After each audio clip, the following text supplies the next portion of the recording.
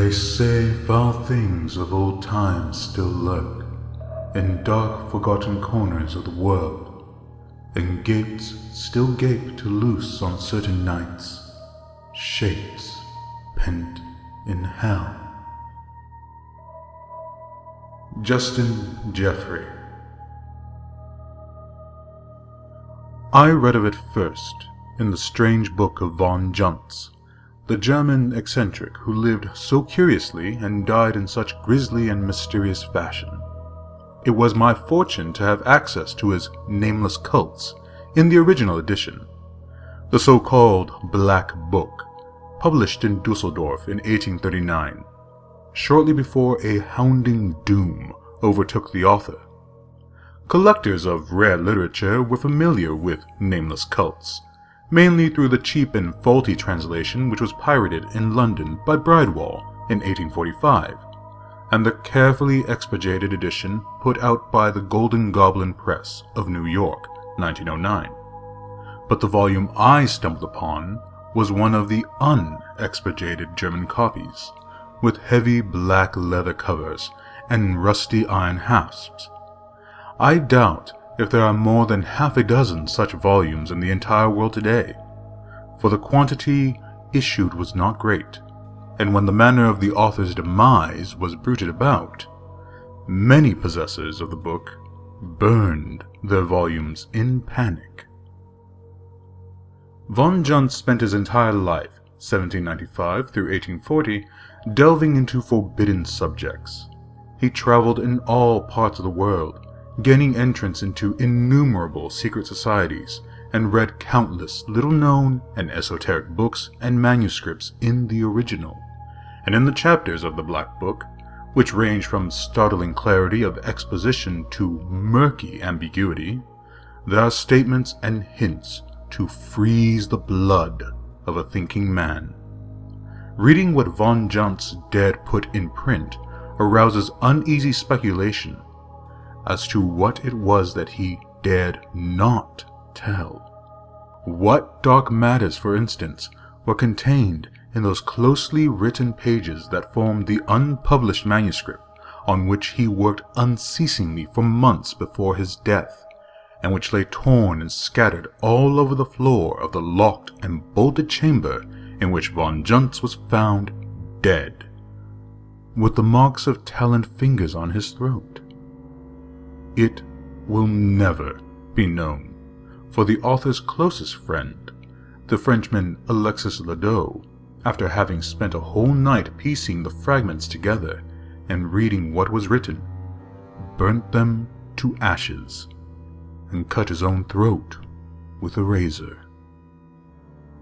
But the contents of the published matter are shuddersome enough, even if one accepts the general view that they but represent the ravings of a madman. There, among many strange things, I found mention of the Black Stone, that curious, sinister monolith that broods among the mountains of Hungary, and about which so many dark legends cluster. Von Juntz did not devote much space to it. The bulk of his grim work concerns cults and objects of dark worship which he maintained existed in his day, and it would seem that the Black Stone represents some order or being lost and forgotten centuries ago. But he spoke of it as one of the keys, a phrase used many times by him in various relations and constituting one of the obscurities of his work, and he hinted briefly at curious sights to be seen about the monolith on Midsummer's Night.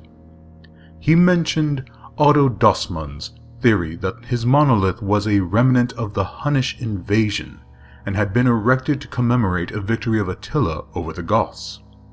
Von Juntz contradicted this assertion without giving any refutatory facts, merely remarking that to attribute the origin of the Black Stone to the Huns was as logical as assuming that William the Conqueror reared Stonehenge.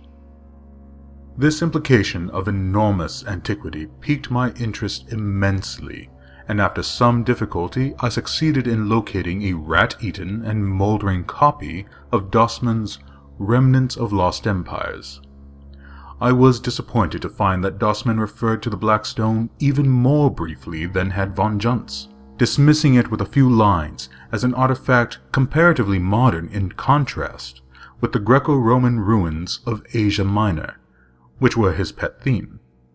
He admitted his inability to make out the defaced characters on the monolith, but pronounced them, unmistakably, Mongoloid. However little as I learned from Dossman, he did mention the name of the village adjacent to the Black Stone. Sregoykavar, an ominous name, meaning something like Witch Town. A close scrutiny of guidebooks and travel articles gave me no further information. Sregoykavar, not on any maps that I could find, lay in a wild, little-frequented region, out of the path of casual tourists. But I did find subject for thought in Dornley's Magyar folklore. In his chapter on dream myths, he mentions the Black Stone and tells of some curious superstitions regarding it, especially the belief that if anyone sleeps in the vicinity of the monolith, that person will be haunted by monstrous nightmares forever after. And he cited tales of the peasants regarding two curious people who ventured to visit the stone on Midsummer's Night, and who died raving mad because of something they saw there. That was all like a gleam from Dornley, but my interest was even more intensely roused as I sensed a distinctly sinister aura about the stone. The suggestion of dark antiquity, the recurrent hint of unnatural events on Midsummer's Night, touched some slumbering instinct in my being, as one senses rather than hears the flowing of some dark subterraneous river at night. And I suddenly saw a connection between this stone and a certain weird and fantastic poem written by the mad poet Justin Jeffrey, The People of the Monolith. Inquiries led to the information that Jeffrey had indeed written that poem while traveling in Hungary, and I could not doubt that the Black Stone was the very monolith to which he referred in his strange verse. Reading his stanzas again, I felt once more the strange dim stirrings of the subconscious promptings that I had noticed when first reading of the stone. I had been casting about for a place to spend a short vacation, and I made up my mind. I went to Sregoykavar. A train of obsolete style carried me from Temesvar to within striking distance, at least, of my objective, and a 3 days' ride in a jouncing coach brought me to the little village which lay in a fertile valley high up in the fir-clad mountains. The journey itself was uneventful, but during the first day we passed the old battlefield of Szomval, where the brave Polish-Hungarian knight, Count Boris Vladinov, made his gallant and futile stand against the victorious host of Suleiman the Magnificent, where the Grand Turk swept over Eastern Europe in 1526. The driver of the coach pointed out to me a great heap of crumbling stones on a hill nearby, under which he said the bones of the brave count lay. I remembered a passage from Larsen's Turkish Wars. After the skirmish in which the count with his small army had beaten back the Turkish advance guard, the count was standing beneath the half-ruined walls of the old castle on the hill, giving orders as to the disposition of his forces, when an aide brought to him a small, lacquered case which had been taken from the body of the famous Turkish scribe and historian Selim Bahadur, who had fallen in the fight.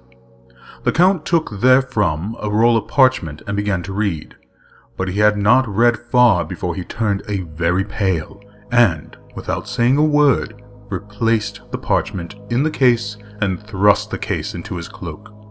At that very instant, a hidden Turkish battery suddenly opened fire, and the balls striking the old castle, the Hungarians were horrified to see the walls crash down in ruin, completely covering the brave count. Without a leader, the gallant little army was cut to pieces, and in the war-swept years which followed, the bones of the noblemen were never recovered. Today, the natives point out a huge and moldering pile of ruins near Szomval, beneath which, they say, still rests all that the centuries have left. of Count Boris Vladinov. I found the village of Stregoykovar a dreamy, drowsy little village that apparently belied its sinister cognomen. A forgotten back eddy that progress had passed by. The quaint houses and the quaint dress and the manners of the people were those of an earlier century. They were friendly, mildly curious, but not inquisitive, though visitors from the outside world were extremely rare. 10 years ago, another American came here and stayed a few days in the village, said the owner of the tavern where I had put up. A young fellow in queer acting, mumbled to himself. A poet, I think. I knew he must mean Justin Jeffrey. Yes, he was a poet, I answered, and he wrote a poem about a bit of scenery near this very village.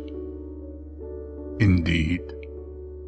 Mine host's interest was aroused.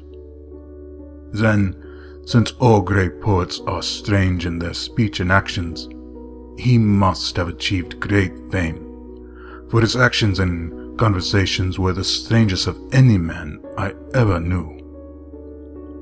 As is usual with artists, I answered, most of his recognition has come since his death.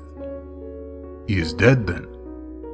He died, screaming, in a madhouse 5 years ago. Too bad. Too bad, sighed mine host, sympathetically. Poor lad. He looked too long at the black stone. My heart gave a leap, but I masked my keen interest and said casually, I have heard something of this black stone. Somewhere near this village, is it not? Nearer than Christian folk wish, he responded. Look. He drew me to a latticed window and pointed up at the fir-clad slopes of the brooding blue mountain. There beyond where you see the bare face of that jutting cliff stands that accursed stone.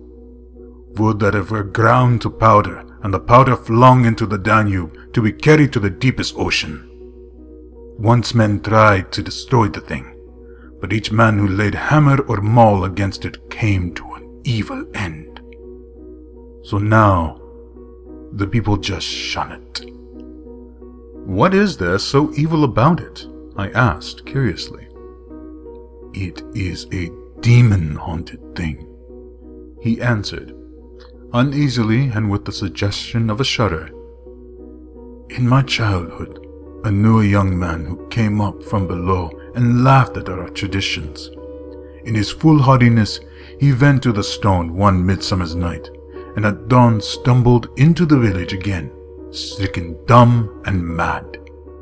Something had shattered his brain and sealed his lips, for until the day of his death, which came soon after, he spoke only to utter terrible blasphemies, or to slabber gibberish. Mine own nephew, when very small, was lost in the mountains and slept in the woods near the stone, and now in his manhood he is tortured by foul dreams, and so that at times he makes the night hideous with his screams and wakes with cold sweats upon him. But let us talk of something else, Ed. It is not good to dwell upon such things. I remarked on the evident age of the tavern, and he answered with pride. The foundations are more than 400 years old. Their original house was the only one in the village, which was not burned to the ground when Suleiman's devil swept through the mountains. Here, in this house, that then stood on these same foundations, it is said, the scribe Salim Bahadur had his headquarters while ravaging the country hereabouts. I learned then that the present inhabitants of Stregoykovar are not descendants of the people who dwelt there before the Turkish raids of 1526. The victorious Muslims left no living human in the village or the vicinity thereabouts when they passed over. Men, women, and children they wiped out in one red holocaust of murder, leaving a vast stretch of country silent and utterly deserted, The present people of Sregoikavad are descended from hardy settlers from the lower valleys, who came into the ruined village after the Turk was thrust back. Mine host did not speak of the extermination of the original inhabitants with any great resentment, and I learned that his ancestors in the lower levels had looked on the mountaineers with even more hatred and aversion than they regarded the Turks. He was rather vague regarding the causes of this feud, but said that the original inhabitants of Sregoikavad had been in the habit of making stealthy raids on the lowlands and stealing girls and children. Moreover, he said that they were not exactly of the same blood as his own people. The sturdy, original Magyar Slavic stock had mixed and interbreeded with a degraded aboriginal race until the breeds had blended, producing an unsavory amalgamation. Who these aborigines were, he had not the slightest idea, but maintained that they were pagans and had dwelt in the mountains since time immemorial, before the coming of the conquering peoples. I attached little importance to this tale, seeing in it merely a parallel to the amalgamation of Celtic tribes with Mediterranean aborigines in the Galloway Hills, with the resultant mixed race which, as Picts, had such an extensive part in Scotch legend.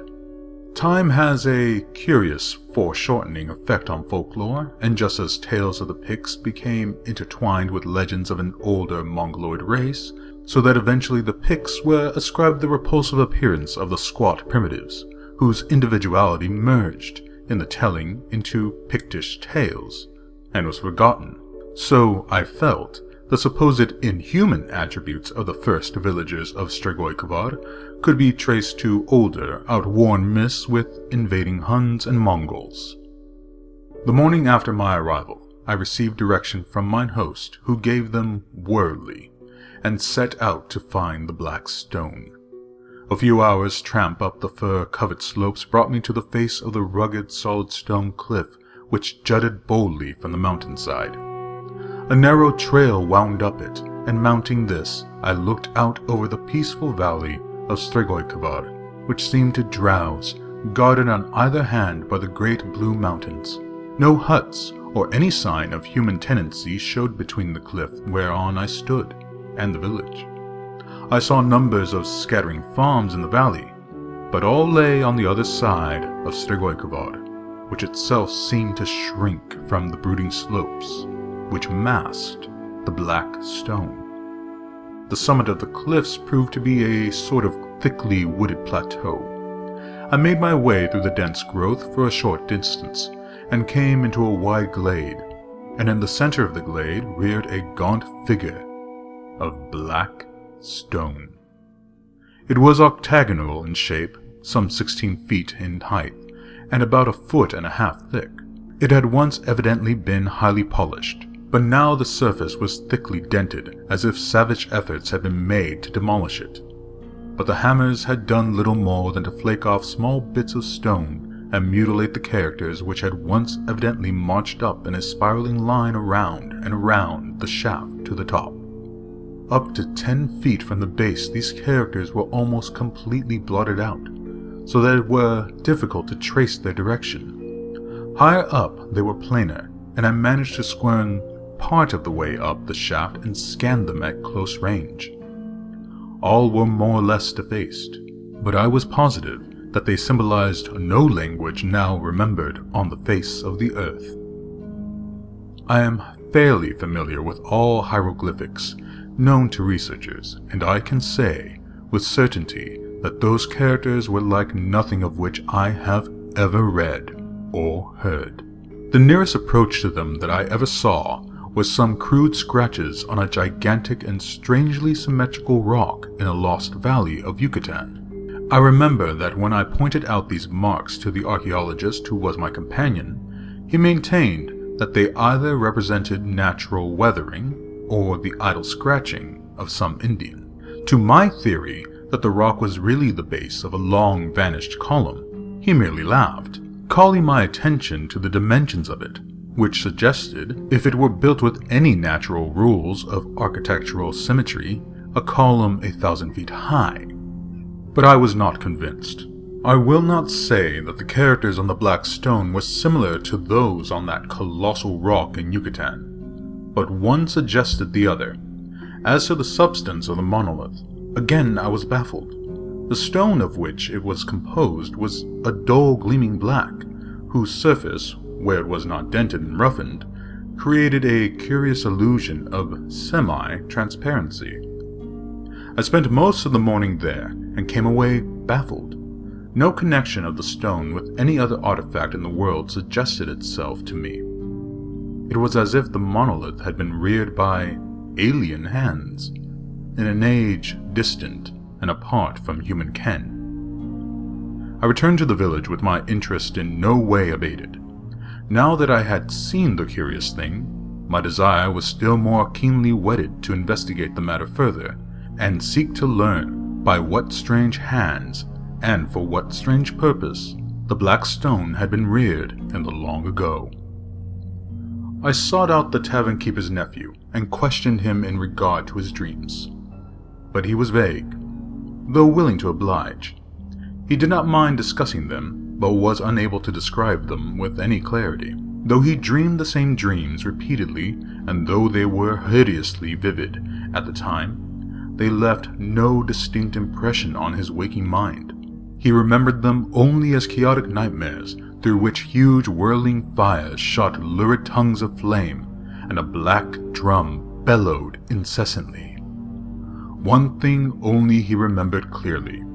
In one dream, he had seen the black stone, not on a mountain slope, but set like a spire on a colossal black castle.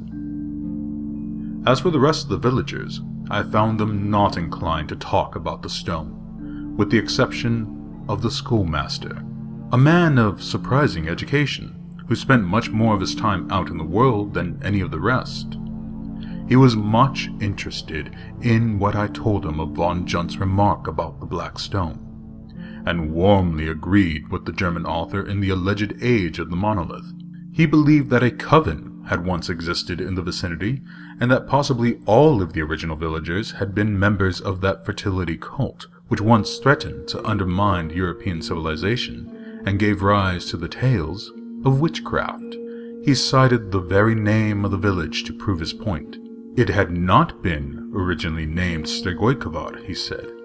According to legends, the builders had called it Zuthultan, which was the aboriginal name of the site on which the village had been built many centuries ago. This fact roused again an indescribable feeling of uneasiness. The barbarous name did not suggest connection with any Scythic, Slavic, or Mongolian race to which an aboriginal people of these mountains would, under natural circumstances, have belonged. That the Magyars and the Slavs of the lower valley believed the original inhabitants of the village to be members of the witchcraft cult was evident, the schoolmaster said, by the name they gave it, which name continued to be used even after the old settlers had been massacred by the Turks, and the village rebuilt by a cleaner and more wholesome breed. He did not believe that the members of the cult erected the monolith, but he did believe that they used it as a center of their activities, and repeating vague legends which had been handed down since before the Turkish invasion. He advanced the theory that the degenerate villages had used it as a sort of altar on which they offered human sacrifices, using as victims the girls and babies stolen from his own ancestors in the lower valleys.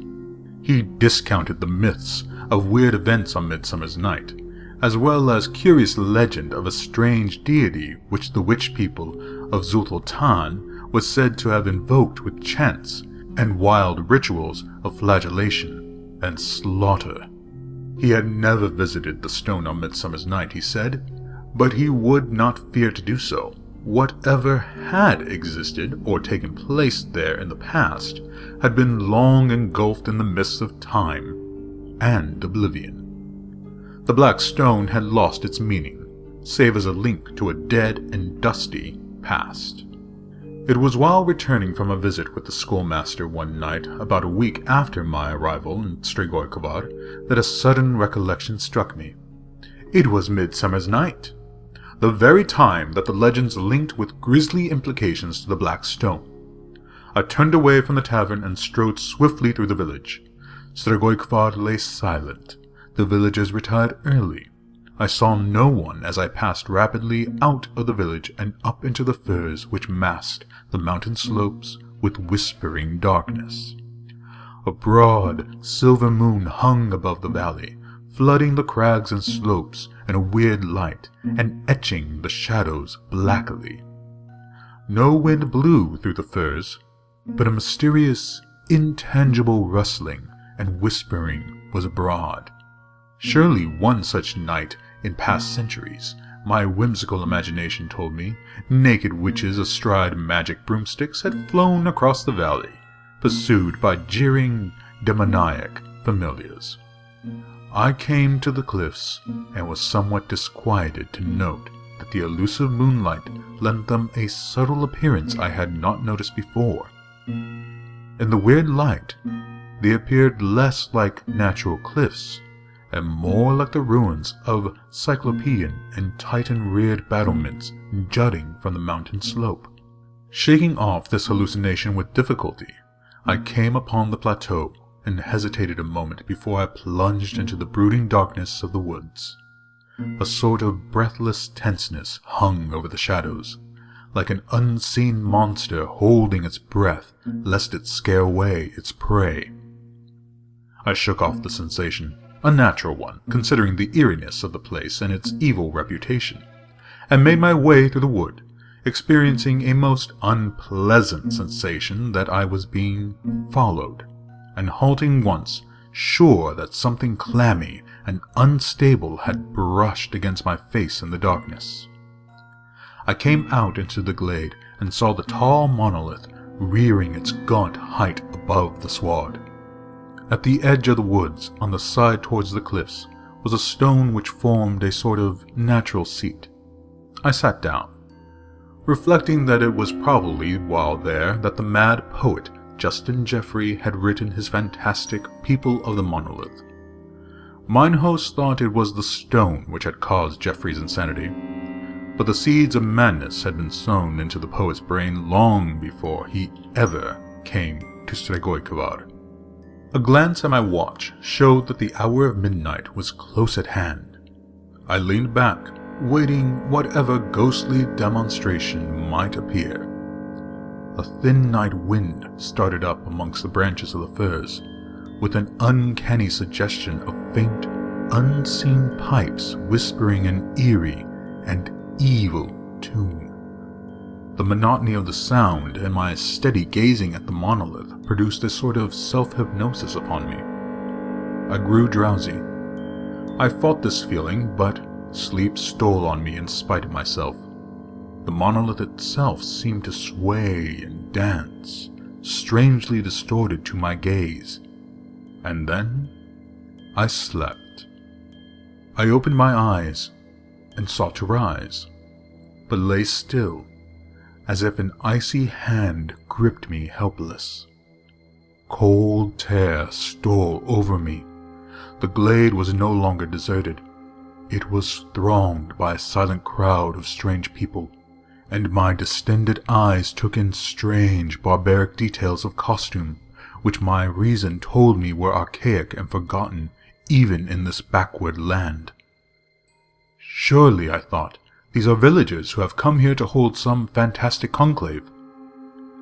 But another glance told me that these people were not the folk of Strigoi Kovar. They were a shorter, more squat race, whose brows were lower, whose faces were broader and duller. Some had Slavic and Magyar features, but those features were degraded as from a mixture of some baser, alien strain I could not classify. Many wore the hides of wild beasts, and their whole appearance, both men and women, was one of sensual brutishness. They terrified and repelled me, but they gave me no heed. They formed in a vast half-circle in front of the monolith and began a sort of chant, flinging their arms in unison and weaving their bodies rhythmically from the waist upward. All eyes were fixed on the top of the stone which they seemed to be invoking. But the strangest of all was the dimness of their voices. Not 50 yards from me, hundreds of men and women were unmistakably lifting their voices in a wild chant. Yet their voices came to me as a faint, indistinguishable murmur, as if from across vast leagues of space or time. Before the monolith stood a sort of brayzur from which a vile, nauseous yellow smoke billowed upward, curling curiously into a swaying spiral around the black shaft, like a vast, unstable snake.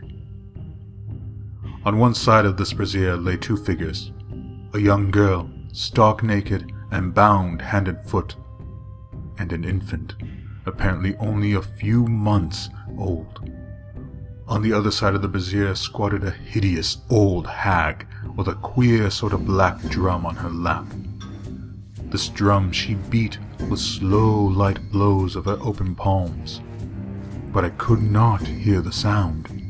The rhythm of the swaying bodies grew faster, and into the space between the people and the monolith sprang a naked young woman, her eyes blazing, her long black hair flying loose. Spinning dizzily on her toes, she whirled across the open space and fell prostrate before the stone, where she lay motionless. The next instant, a fantastic figure followed her, a man from whose waist hung a goatskin, and whose features were entirely hidden by a sort of mask made from a huge wolf's head, so that he looked like a monstrous nightmare being, horribly compounded of elements both human and bestial. In his hand he held a bunch of long fur switches bound together at the larger ends, and the moonlight glinted on a chain of heavy gold looped around his neck. A smaller chain depending from it suggested a pendant of some sort, but this was missing. The people tossed their arms violently and seemed to redouble their shouts at this grotesque creature loped across the open space with many a fantastic leap and caper.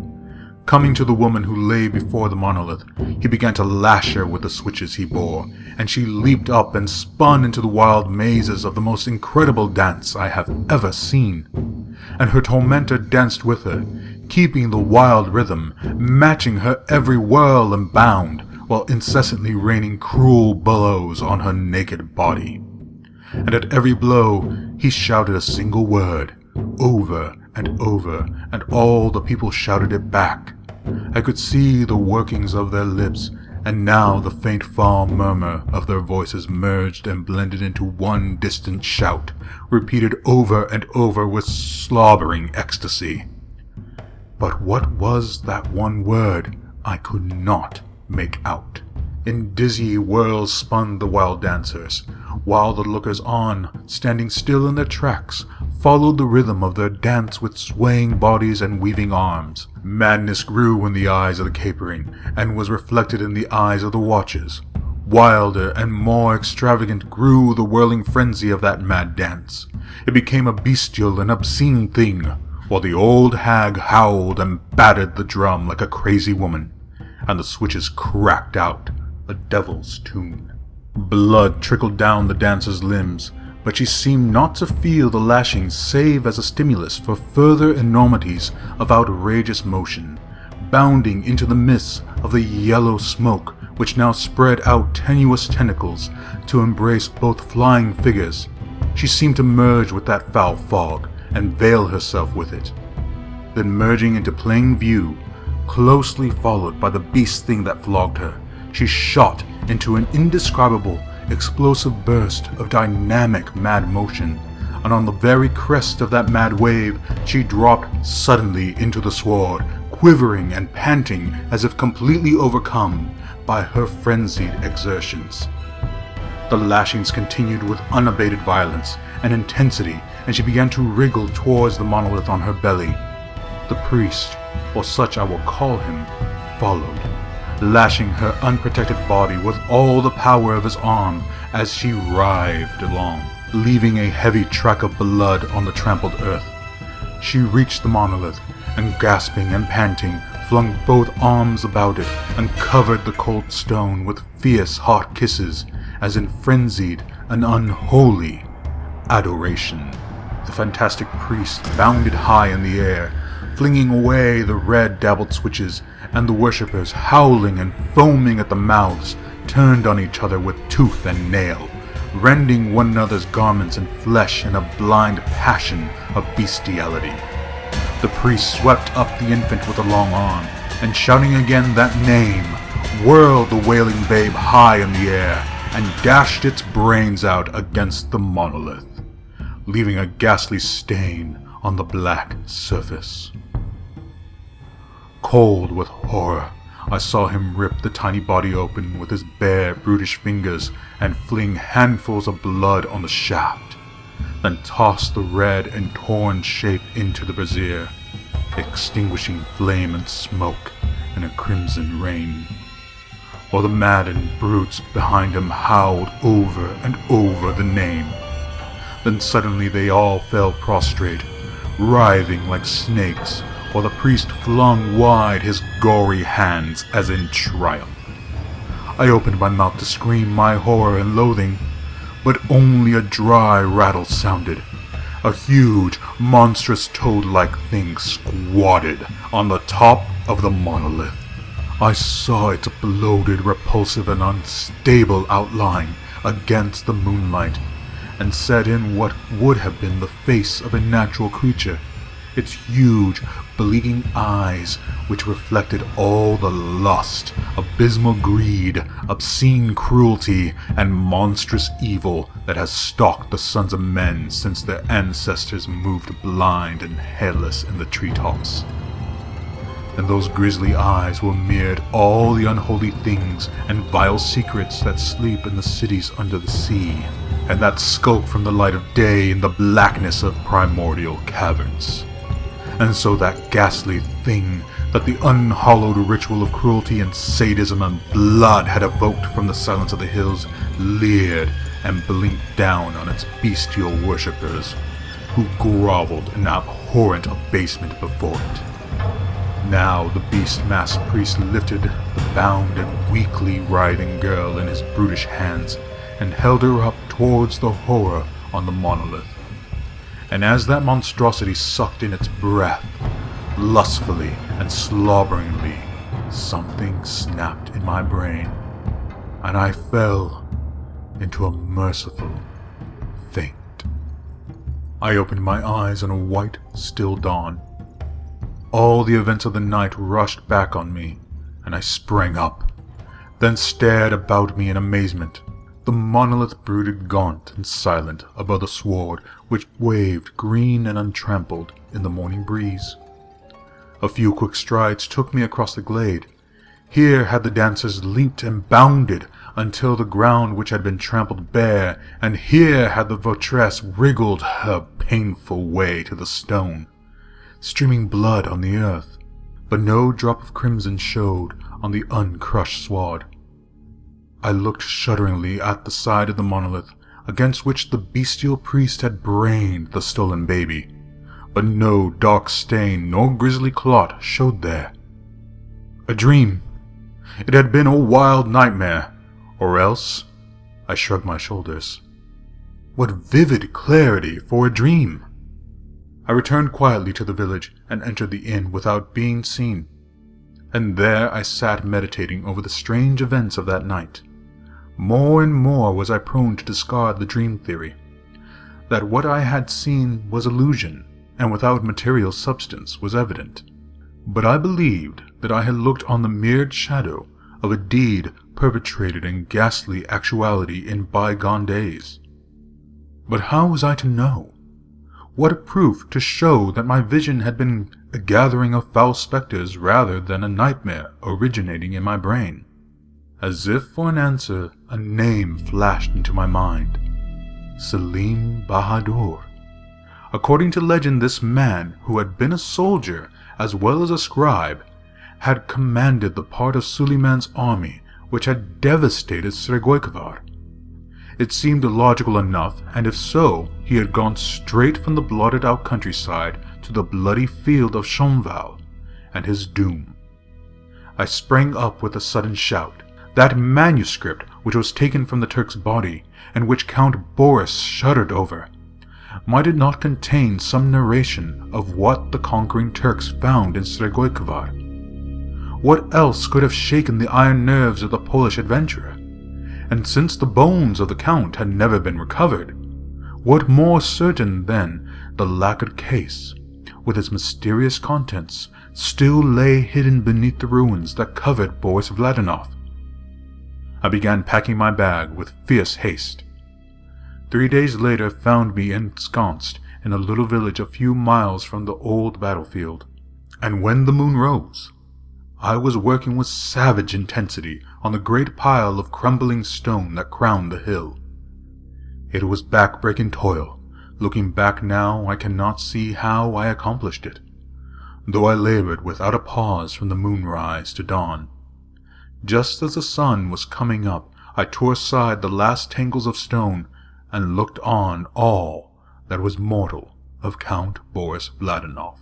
Only a few pitiful fragments of crumbling bone, and among them, crushed out of all original shape, lay a case whose lacquered surface had kept it from complete decay through the centuries. I seized it with frenzied eagerness, and piling back some of the stones on the bones, I hurried away, for I did not care to be discovered by the suspicious peasants in an act of apparent desecration. Back in my tavern chamber, I opened the case and found the parchment comparatively intact. And there was something else in the case, a small, squat object wrapped in silk. I was wild to plumb the secrets of those yellowed pages, but weariness forbade me. Since leaving Sregoykovar, I had hardly slept at all, and the terrific exertions of the previous night combined to overcome me. In spite of myself, I was forced to stretch myself on my bed, nor did I wake until sundown. I snatched a hasty supper, and in the light of a flickering candle, I set myself to read the neat Turkish characters that covered the parchment. It was difficult work, for I am not deeply versed in the language, and the archaic style of the narrative baffled me. But as I toiled through it, a word or a phrase here and there leaped at me, and a dimly growing horror shook me in its grip. I bent my energies fiercely to the task, and as the tale grew clearer and took more tangible form, my blood chilled in my veins. My hair stood up, and my tongue clove to my mouth. All external things partook of the grisly madness of that infernal manuscript until the night sounds of insects and creatures in the woods took the forms of ghastly murmurings and stealthy treadings of ghoulish whores, and the sighing of the night wind changed to tittering, obscene gloating of evil over the souls of men. At last, when the grey dawn was stealing through the lattice window, I laid down the manuscript and took up and unwrapped the thing in the bit of silk. Staring at it with haggard eyes, I knew the truth of the matter was clinched, even had it been possible to doubt the veracity of that terrible manuscript.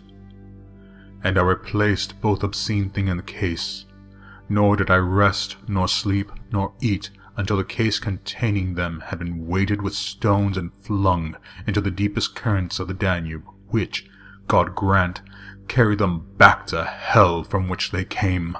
It was no dream I dreamed on midsummer's midnight in the hills above Sregoykovar. Well for Justin Geoffrey that he tarried there only in the sunlight and went his way. For had he gazed upon that ghastly conclave, his mad brain would have snapped before it did. How my own reason held, I do not know.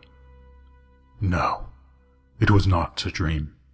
I gazed upon a foul rout of votaries long dead, come up from hell to worship as of old, ghosts that bowed before a ghost. For hell has long claimed their hideous god. Long, long he dwelt among the hills, a brain-shattering vestige of an outworn age, but no longer his obscene talons clutch for the souls of living men, and his kingdom is a dead kingdom, peopled only by the ghosts of those who served him in his lifetime and theirs. But what foul alchemy or godless sorcery the gates of hell are opened on that one eerie night I do not know, but mine own eyes have seen, and I know I looked on no living thing that night, for the manuscript written in the careful hand of Salim Bahadur narrated at length what he and his raiders found in the valley of Stregoykavad, and I read, set down in detail, the blasphemous obscenities that torture wrung from the lips of the screaming worshippers, and I read too of the lost, grim black cavern high in the hills where the horrified Turks hemmed a monstrous, bloated, wallowing toad-like being and slew it with flame and ancient steel blessed in old times by Muhammad, and with incantations that were old when Arabia was young. And even staunch old Salim's hand shook as he recorded the cataclysmic, earth-shaking death howls of the monstrosity, which died not alone, for half-score of his slayers perished with him, in ways that Salim would not, or could not, describe. And that squat idol, carved of gold and wrapped in silk, was an image of himself, and Salim tore it from the golden chain that looped the neck of that slain high priest of the mask. Well that the Turks swept out that foul valley with torch and cleanly steel. Such sights as those brooding mountains have looked on belong to the darkness and abysses of lost aeons. No, it is not fear of the toad thing that makes me shudder in the night. He is made fast in hell with his nauseous horde, freed only for an hour on the most weird night of the year, as I have seen, and of his worshippers none remain. But it is the realization that such things once crouched beast-like above the souls of men which brings cold sweat to my brow, and I fear to peer again into the leaves of Von Junt's abomination, for now I understood his repeated phrase of keys, keys to outer doors, links with an abhorrent past, and, who knows, of abhorrent spheres of the present. And I understand why the cliffs look like battlements in the moonlight, and why the tavern keeper's nightmare-haunted nephew saw in his dreams the black stone like a spire on a cyclopean black castle. If men ever excavate among those mountains, they may find incredible things below those masking slopes. For the cave wherein the Turks trapped the Thing was not truly a cavern, and I shudder to contemplate the gigantic gulfs of eons which must stretch between this age and the time when the earth shook itself and reared up like a wave those blue mountains that enveloped unthinkable things. May no man ever seek to uproot that ghastly spire men call the Black Stone. A key. It is a key, symbol of a forgotten horror. That horror has faded into the limbo from which it crawled loathsomely and the black dawn of the earth.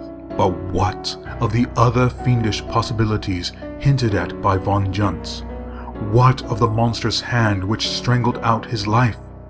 Since reading what Salim Bahadur wrote, I can no longer doubt anything in the Black Book. Man was not always master of the earth. And is he now? And the thought recurs to me, if such a monstrous entity as the master of the monolith somehow survived its own unspeakable, distant epoch so long, what nameless shapes may even now lurk in the dark places of the world?